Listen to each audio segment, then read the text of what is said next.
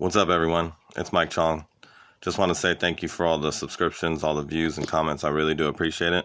I've been answering a lot lately. That's what takes up actually most of my time, is answering you guys' questions that you give me through email and direct message on Instagram. If you want to get at me through Instagram, it's MailmanMikeChong. Also, my email is MailmanMikeChong@gmail.com. I also want to remind you guys to tune in tomorrow for the Zoom meeting. Me, Creole Barbie, and JH are all going to be in the same place at the same time. So definitely tune in. I'll put everything in the description below.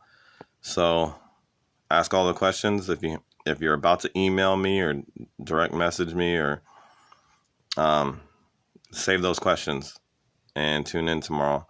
Also, this video I wanted to cover what to do if you get injured on the job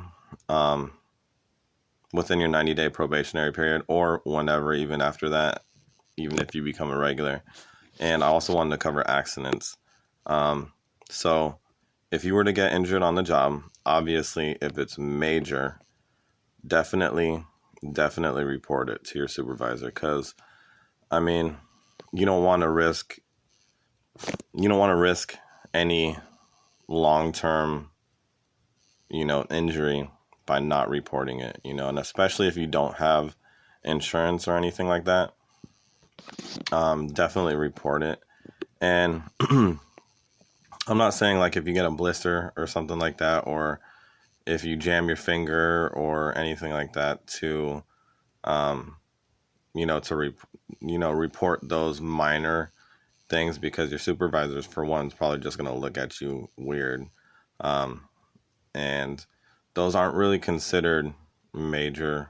That's not really considered a reportable injury. If you get a blister or if you jam your finger or something. Now, if you slam your finger in the LLV door and it's bleeding or like hanging on by like a tent, yeah, definitely report that. Me personally, there's a lot of metal in the office. And quick story, and I was going to lift a package by one of the metal cases, and there was a sharp corner.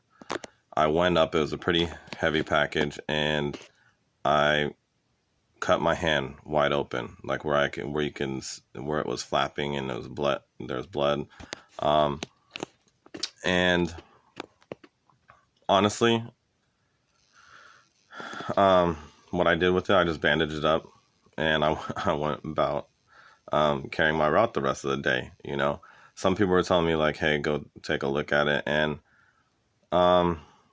honestly, I assessed the situation, and I wouldn't recommend anyone doing this, because if you don't feel comfortable, if you feel like you need to go get a tetanus shot or anything like that, I'd highly recommend, like, if you have a gut instinct to just report it, definitely do so. But if you feel like there's not much of a safety issue with getting a tetanus shot or anything like that, then use your own judgment. But what I didn't report it. I just bandaged it up. Actually don't think we had any. Actually, never mind. I'll probably get my office in trouble. We did have Band-Aids, so I definitely used a Band-Aid, or a couple Band-Aids, or tape, or whatever. But anyway, definitely report it. Use your own judgment. And if we're talking about big injuries, like we've had a lot of people get leg injuries, and you can get workers' comp if you are seriously injured on the job.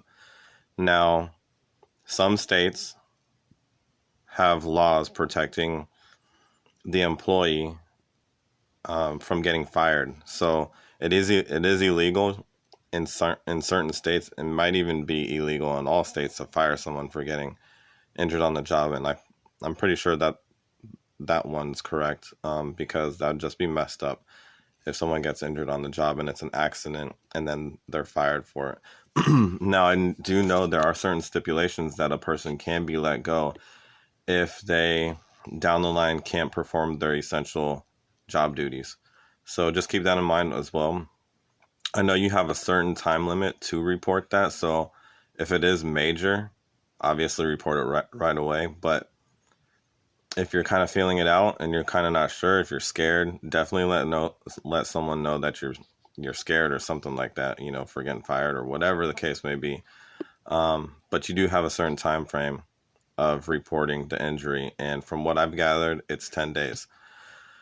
So you have 10 days from the injury to report the problem, to report the issue, and then you'll have to file certain paperwork to get paid workers' comp. In some cases, they can pay you your actual wages on top of workers' comp, but that has a time limit too. So just keep that in mind, and don't feel afraid at all to report any injuries. If you're within your 90 days, obviously you do not have your uniform allowance, so you can't buy union approved footwear. So basically you're wearing whatever footwear you've purchased or anything like that. So, but a regular employee, for us to report an injury without getting in trouble, a foot injury without getting in trouble, we're supposed to actually be wearing union approved footwear. So just keep that in mind as well. But within your 90-day probationary period, you're not going to have to worry about that. I know some people are told that within your 90-day probationary period, it looks bad to have any accidents, which is, in a nutshell, it's true. Like, it is bad to report any type of accidents because it's showing unsafe, an unsafe work routine. It's showing that, from the rip, you're being unsafe. And safety is paramount in the post office, and I quote, paramount. So just use your own judgment. And moving along to accidents involving the LLV or ProMaster or whatever you're driving out there.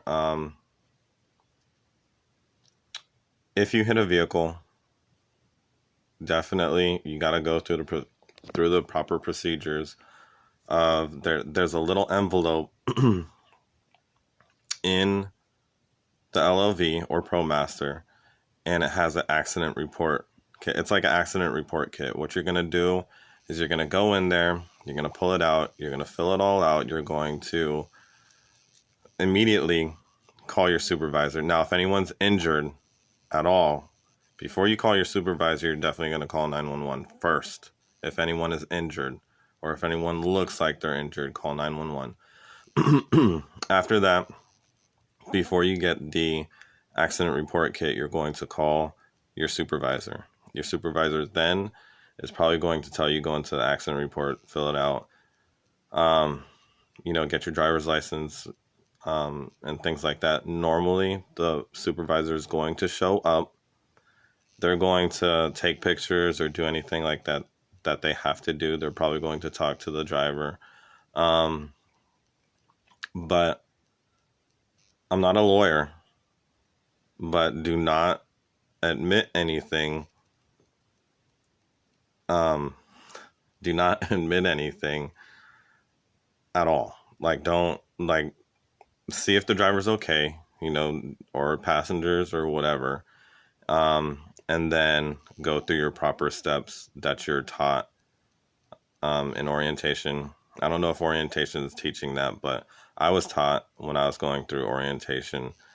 But just basically go through all the steps where go through all the steps to do when you get into an accident, which is call your supervisor, call 911 if anyone's injured, go through your accident report kit, fill it out, and then wait for your supervisors. Wait for the next step that your supervisor tells you to do. Now, the last thing I'm going to get into is if you hit a mailbox.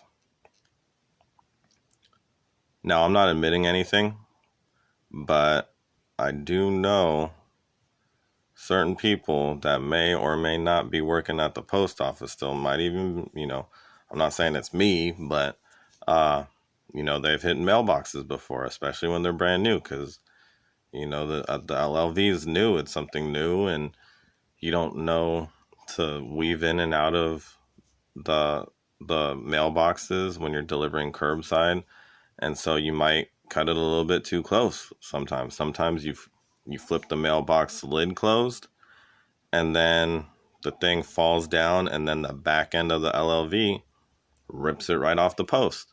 If in those cases,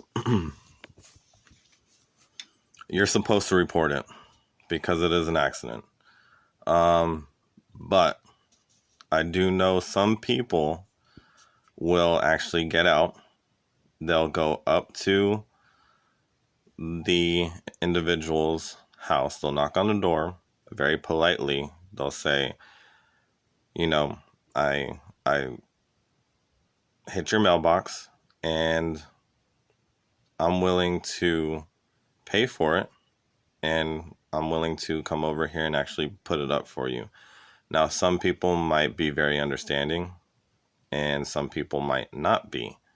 But what that is doing is you're trying to handle it at the lowest possible level, because you're not only having respect for that person, for actually going up to them and telling them that you did that, but you're actually trying to take care of it yourself, without actually getting anybody else involved, i.e. your supervisor or anything like that.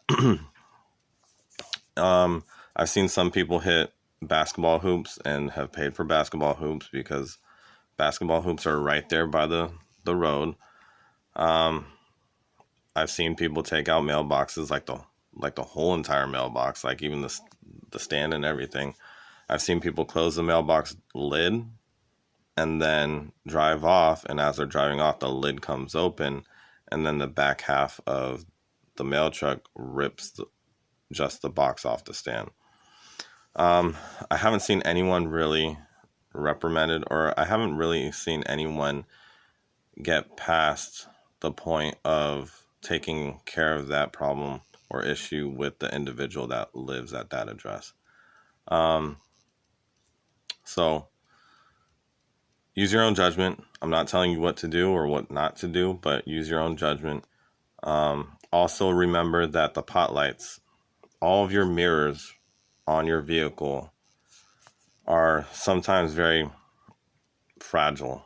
And I bumped a pot light before, and the things popped out and fell right on the ground. Normally, if you have a cool supervisor, they'll take care of you. And just in general, if you have a cool supervisor that is looking out for you, that's got your back all the time, they're going to take care of you. Now, if you're a turd and you don't like to work, or you complain, or you're calling out all the time, or you're not a team player and you do all these things, they might not take care of you. But I have some really cool supervisors. They take care of us. They go to bat for us. And if I were a supervisor, that's exactly what I would do. But if you have a cool supervisor, they're going to take care of you. And just try and stay as cool with the supervisors as you can. Because honestly, you'll have some turds of a supervisor, but then you'll have some really cool ones too. I've seen a lot of cool supervisors come and go, and you'll know for the most part, really quickly, which supervisors are cool and which ones aren't. Some of them are just trying to go through the motion and get promoted, and then some of them are actually really, really good. So anyway, tune in tomorrow, 7 p.m. Eastern Time. JH, Creole Barbie, and myself, and we'll be there for only 40 minutes only to answer all of your questions. Anyways, see you guys later.